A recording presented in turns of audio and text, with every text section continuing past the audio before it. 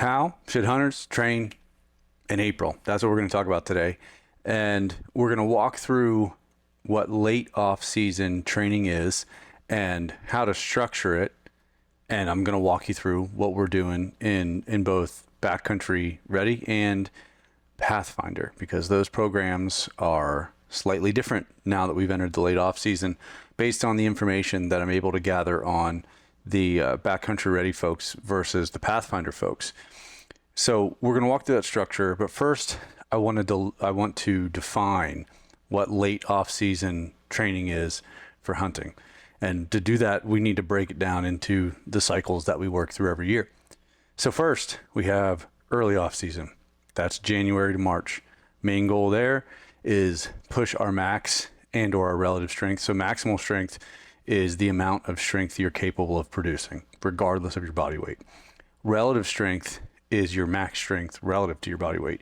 So we want really high levels of relative strength is what we want. We want appropriate levels of relative strength. We want to focus on it enough to get to where we need to be.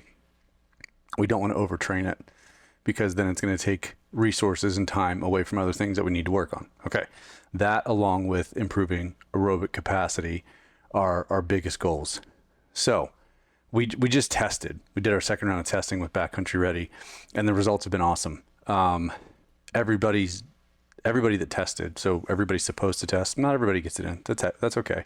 And we still make guidance based on what we know and based on what I've looked at their programming over the past few months. But everybody that tested, their drift test improved. We're talking like 2 to 3 percentage points. So when you have good aerobic capacity, you're somewhere in the 3 to 5% on a drift rate, and that says that you're right around the top of your aerobic threshold. We have people drop down from like 5 to 2% at the same heart rate, which means that their aerobic threshold increased and their aerobic durability, their aerobic capacity, their ability to use aerobic energy over time improved, which is the goal. So it's incredible to see that. But people also got stronger and their step up counts went up. And so that means that their muscular endurance improved. We haven't even done a lot of specific muscular endurance training other than some incline treadmill work yet. We're getting into that kind of stuff now.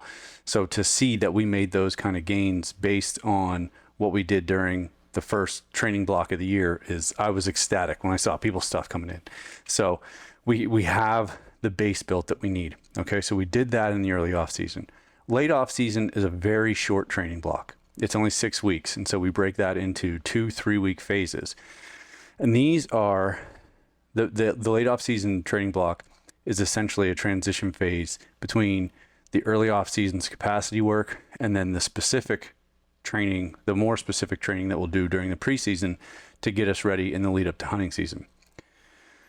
This is important because it starts to take the relative strength that people built, the aerobic capacity that people built, and starts to turn it into more strength endurance, more muscular endurance, while we continue to get more specific with the aerobic capacity training that we're doing.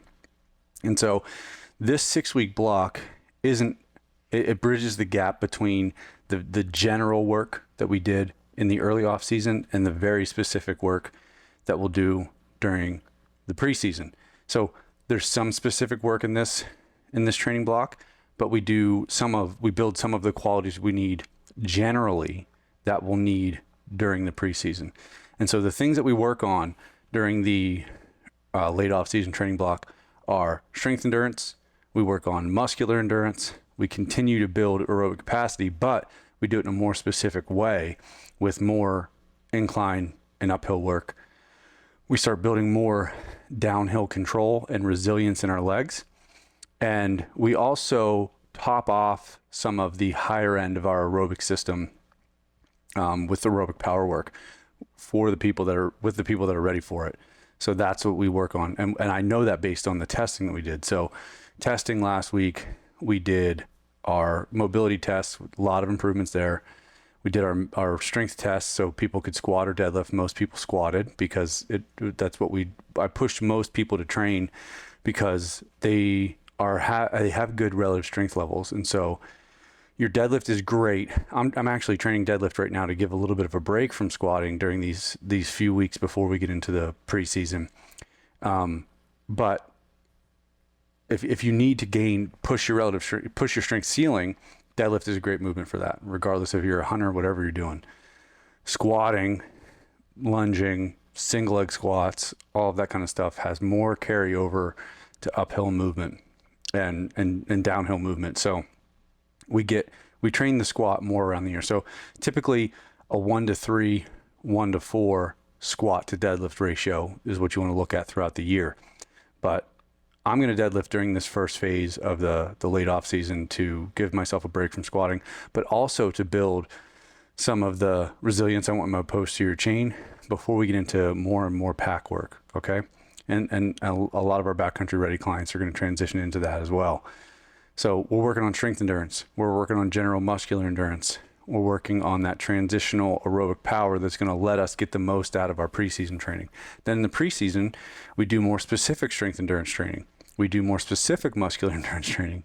And we continue on with our specific aerobic capacity training, and we start including more zone 3 incline work for uphill muscular endurance. We also get more into the awkward movements that you'll do in the mountains, so training them with strength work, and a lot more downhill work, things like that.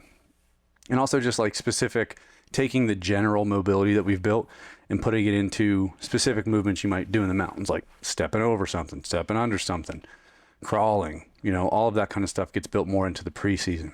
Then we get into the season, and we layer it in different ways depending on when people are hunting.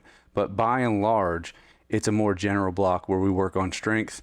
If someone wants to put a little bit of muscle back on that they lost during the hunting season, maintain the muscle that they have so they don't lose a bunch during hunting season, and then also put it back on once hunting season is over. So, and then continue to maintain our aerobic capacity so that when we get into the next early off season, we have the capacity to handle the work that we need to do to actually be able to push our aerobic system forward. And so that's how it breaks down cyclically throughout the year. So we're looking at strength endurance, muscular endurance, aerobic capacity, and some higher intensity conditioning during this training block, this short training block with our backcountry ready folks. Our Pathfinder folks are just going to work on strength endurance, muscular endurance, and specific uphill work. Why? I don't have the data on them to be able to prescribe high intensity training that they would actually need, because they don't test. They come in, they do a questionnaire, and for what they get a lot, right? They get the best programming in hunting fitness, and it progresses in a way that allows them to keep making progress. But without testing, I can't prescribe the right kind of high intensity training for them. I don't know exactly where they're at. And I'll give you an example why. I had a client test from Backcountry Ready. So we did our strength testing. I jumped around a lot. I didn't finish that thought. Sorry. So we did our strength testing. We did our aerobic capacity testing. We did our lactate threshold testing, and we did our muscular endurance and pack stepping, just testing with our 10-minute step up test. And so when I can compare where someone's aerobic threshold is based on the drift test, the cardiac drift test, and their lactate threshold based on the lactate threshold test, I can say where they need to be from a specific high intensity conditioning standpoint. And I'll give you an example. I had a client test. His aerobic capacity improved. His drift tests got better, but the gap between his aerobic threshold and his lactate threshold is still really big. And the last thing I want to do is make that gap bigger. So essentially he has a really big zone 3 right now, and his zone 2 isn't big enough to make up for that. And so I want to push his aerobic threshold up higher before we do any more high intensity conditioning, because he needs more durability. If he doesn't have that, he won't get as much out of the higher intensity conditioning. And also we're just taking away time that we could be working on grabbing the low hanging fruit for his endurance. And so if I would just indiscriminately prescribe that, then just throw him into high intensity conditioning, I wouldn't be doing the best thing for him. Now, I know that no one is going to get worse by doing more specific uphill aerobic capacity work. And so in Pathfinder right now, we're doing that in the late off season training block. Now, we will transition even Pathfinder folks into more zone 3 work during the preseason training, but they'll still be set up for that if they do enough of the specific zone 2 work during this late off-season training phase. So that's the difference. I'm going to walk through our programming setup, at least for these first 3 weeks, which is April into May, right? Since I'm recording this on April 14th. We started this training block yesterday, so it'll be April into May, which will lead us into June when we finish this entire training block. So first day of the week, we're working on strength endurance. Second day of the week, we have variable conditioning. So depending on where someone's at, they might just do aerobic capacity work.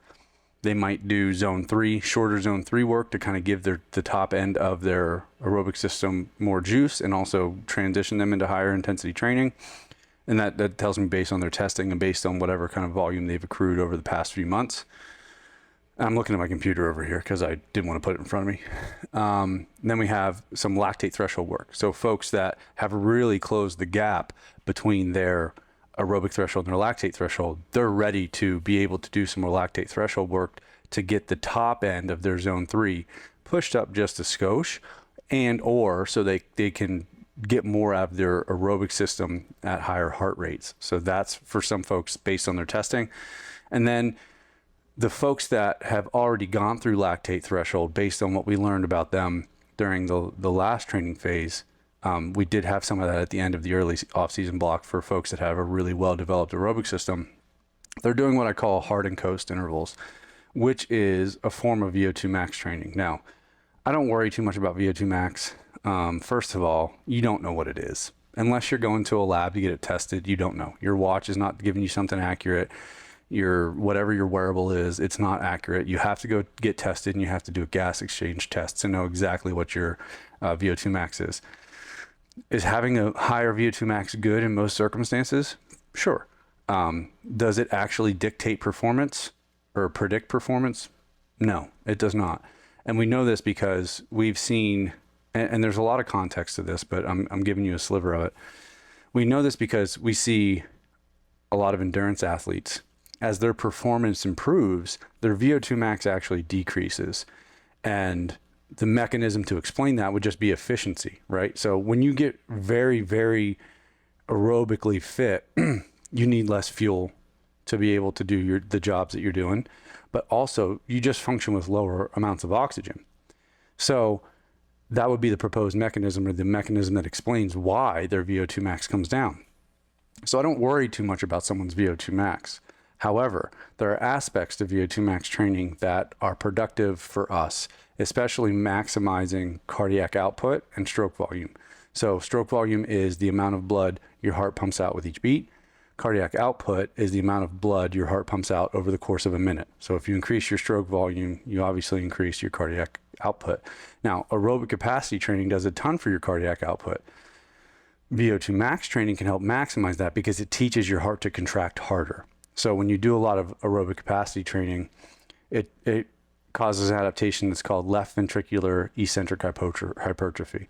So what that means is blood pools in your left ventricle and it stretches those muscles, making them longer, making it more blood fill up in there, and then allowing you to pump out more blood with each heartbeat.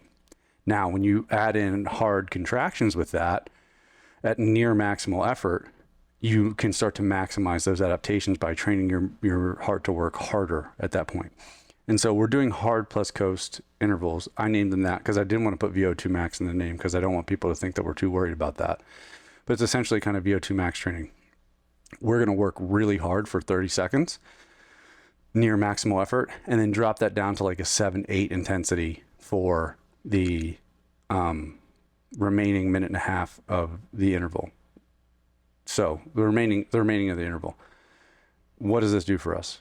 Essentially, well, I'm not worried about oxygen kinetics. I'm not worried about people's uptake. I'm worried about making their heart work really hard for a duration and making it contract harder. So that's the hard plus coast intervals. So we have a few folks that are there and that are ready for that. Most of our folks aren't there and they don't need it yet. Okay, so we're not going to worry about it. Then later in the week, we're going to do a strength session that is kind of a combination of muscular endurance and strength. And the strength is more eccentric focused for a couple reasons.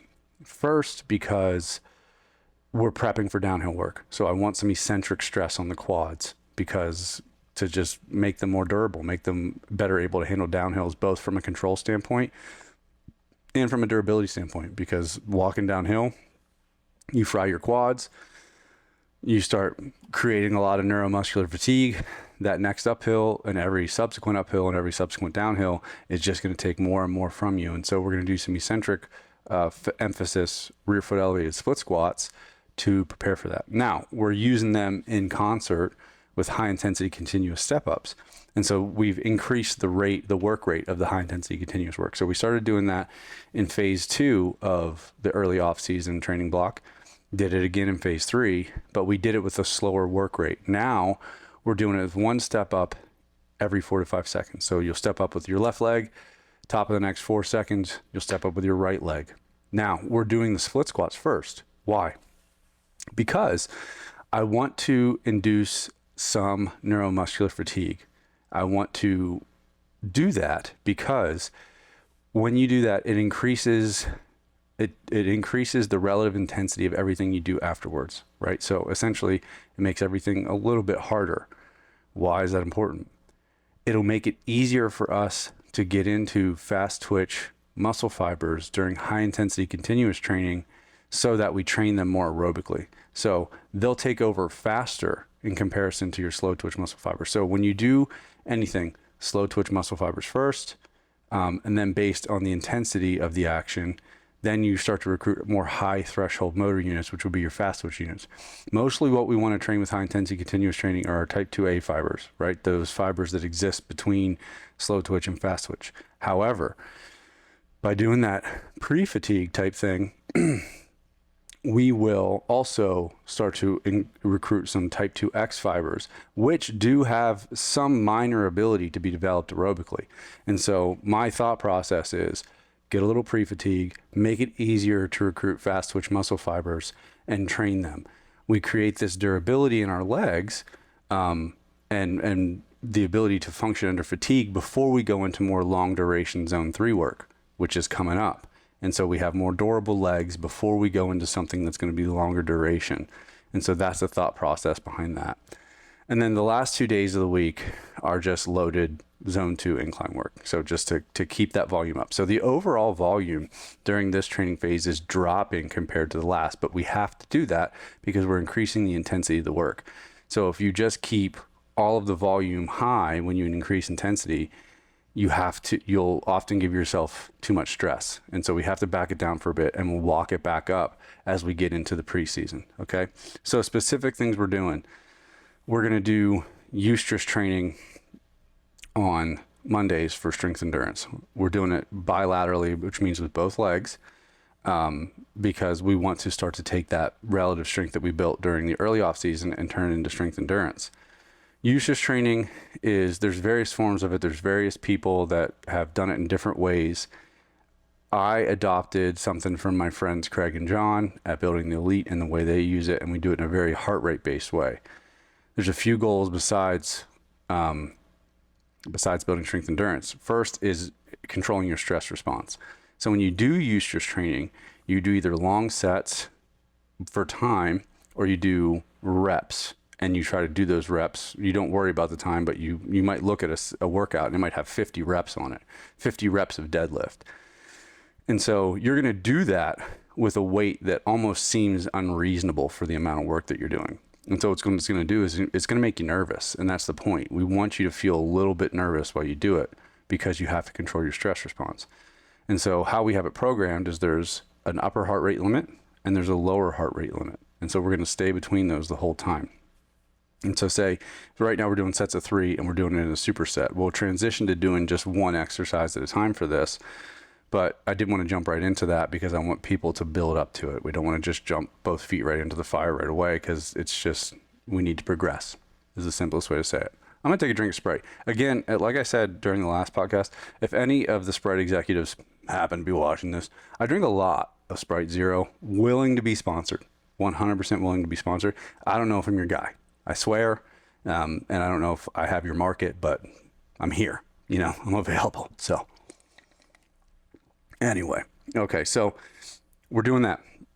So what you do is you do your set of three. Say you do your set of three deadlifts. You rest until your heart rate is 160 minus your age. We don't want our heart rate, in most cases, for most of our people, to go over 150. So what do? You stand at the bar and you control the thing that you can control, which is your breathing. You stand there, you focus on your breathing until your heart rate comes down, and then you immediately go into the next exercise. Do your reps, stand there, control your breathing, focus on what you can control. You can't control how many rounds you're going to get in. You can't control, to a degree, you can't control what your heart rate's doing. You can't control what's going on around you. You can control yourself.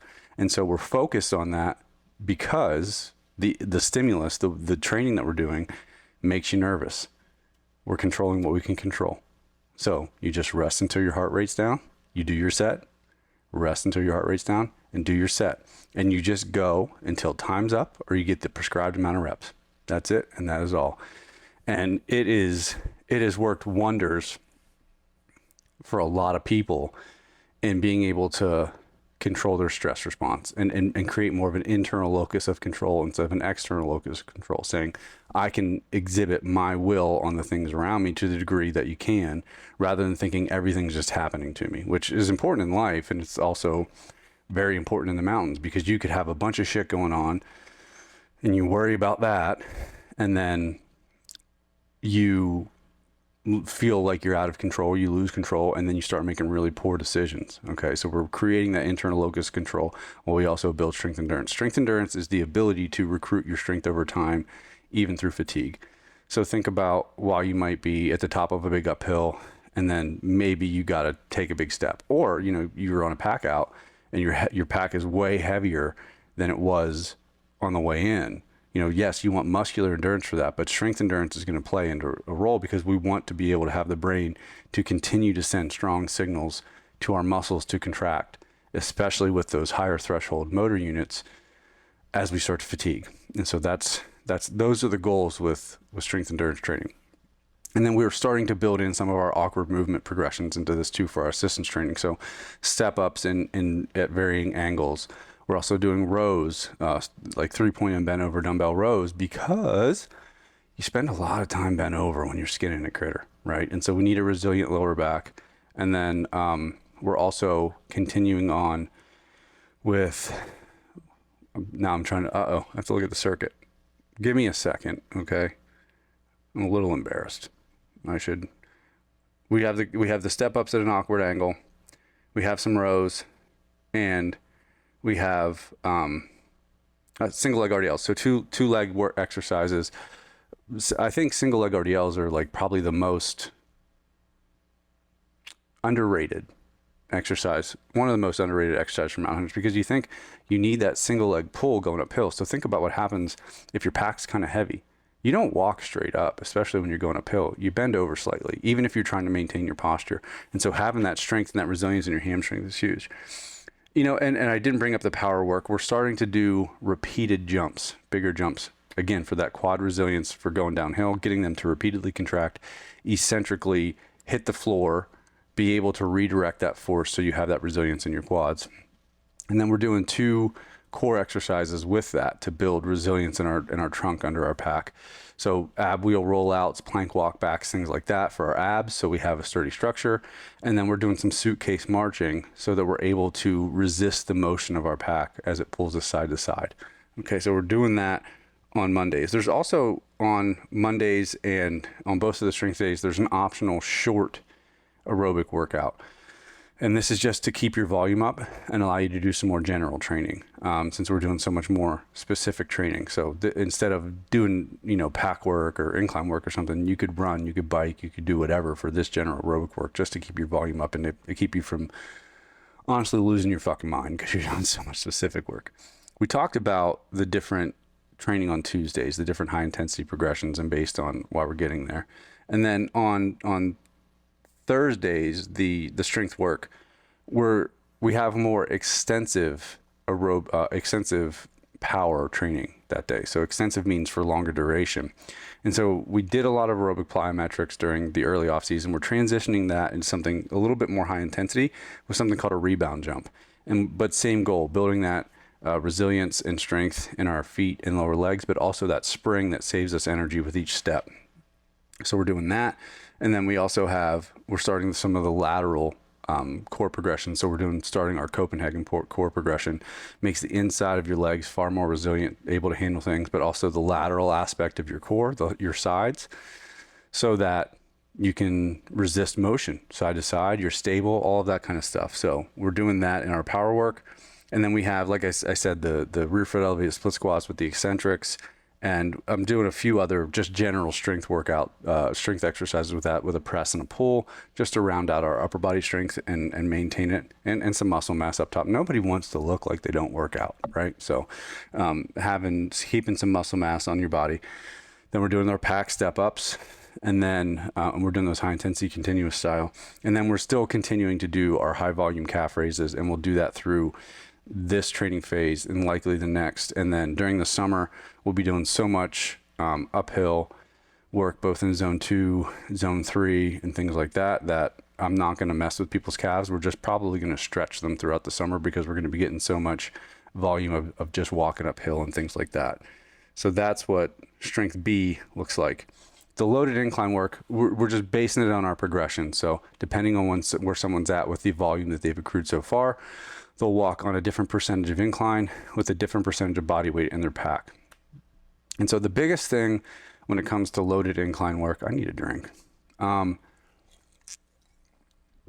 is always thinking volume before intensity. So I'll give you an example. Let's say you're just starting on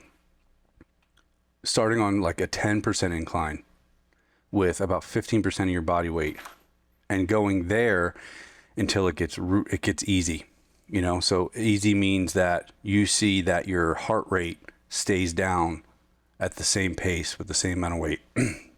When you start to see that, then it's time to progress, but you want to build volume first. So increase the volume, and then the next step would be increase the incline or increase the pack weight. I tend to want people to increase the incline first. Again, get to that place where you're doing the same amount of work or more work at a lower heart rate, and then add weight. And so we do most of our pack work around 20% of our body weight, starting around 15, 10 in some cases, depending on someone's body weight. If someone's well over 200 pounds, starting down towards the 10% of things is often the right call. And then just progressing by pulling each of those levers as we go forward towards the season. And then we get acclimated to heavier packs with like high intensity continuous training and some of the shorter zone 3 sessions, right? Because we can control those. We can control them. When you're out in the mountains with a heavier pack, too many things can go wrong. And so you can, if you're doing enough strength endurance work, if you've built your relative strength to where you need it to be, if you're doing the muscular endurance work, and if you're doing the pack work on an incline, trust me, even if you're only carrying 20% of your body weight and sometimes a little bit more during other sessions, you will be prepared to carry heavier packs in the mountains. So just jumping in with heavier packs is never a good idea. So we want to progress that. So that's how we'll progress it. And those sessions are set up somewhere between, depending on between 45 and 90 minutes. I want to see people doing the longer sessions now, especially because we've built some aerobic capacity. We need to maintain that durability, and getting those longer sessions is what's going to actually continue to improve how well your body metabolizes fat for fuel, right? So we need the longer sessions to really start building those, to accrue the volume, but also keep the system under stress so it starts to get better at storing fat in our muscles, and then also mobilizing that fat for use with aerobic enzymes and your mitochondria and all of those kind of things. So we need the longer sessions. We're also going to do much longer sessions during the summer. So 2 up to 3 hours sometimes, like all day hikes, things like that. I'm not going to ask people to just stay on a treadmill for 3 hours if they don't have to. And people can mix things up, but like, if you have access to terrain and things like that, you just go out and hike, and loaded. But we're maintaining that volume, getting the incline work in, and some people are just going to do incline work for those 3 days, like I mentioned. Now the strength work for Pathfinder and Backcountry Ready is exactly the same. That's the same. Conditioning is where we have the main difference, but the difference between the strength work for Backcountry Ready and Pathfinder is I can give people more direction on which movements are going to be better for them and things like that with Backcountry Ready. Just because I have more information, I can help guide them better with it. So that's what we're doing. So if you're looking at, how should you train in April? You should be doing strength endurance. You should be starting some muscular endurance, specific muscular endurance progressions. You need to be doing your uphill work. If you haven't gotten under your pack yet, you need to start. And if you know some of these numbers, like your aerobic threshold, your lactate threshold, it's time to figure out the balance between your high intensity and your lower intensity conditioning. Those are the biggest things that you need to do between now and June. And that's what's going to set you up for success, to be able to handle and even gain more from the specific work that you're going to do during the summer leading up to hunting season. That's what we're doing. And we're doing it because it's the best thing to do. If I didn't think it was, we wouldn't be doing it, right? So those are the big principles of what you need to do right now. Start to work on your muscular endurance, start to work on your strength endurance, continue your uphill progressions, and work on building resilience in your body so that you can get into what you need to do during the preseason. Okay? Cool. That does it for this episode. As always, if you haven't yet, I'm going to link in the show notes our Hunter's Field Test. You go to our web, you download that at the link. It kicks you out the PDF of what it is. Put yourself through that test. If you never hire me, that's okay. You have these tests so you can assess your fitness ongoing, your hunting fitness ongoing, and your general fitness to a degree ongoing for the rest of your life, and do your training and then retest yourself and see how things worked, or if they didn't. That's yours 100% free. When you download that, it also puts you onto our newsletter list if you want to be there. That's obviously your choice. But I send out 5 emails per week, educational stuff. Like, I'm not going to fucking spam you. You're going to get good shit 5 times per week that you're going to want to open, that you're going to want to read, that you're going to enjoy reading, and you're also going to learn something from. And so if you haven't downloaded that, if you're not on our email list yet, I recommend that you do that, because it's going to add value to your life. Okay? So as always, I appreciate you being here. I appreciate you listening and watching, and I will see you for the next episode.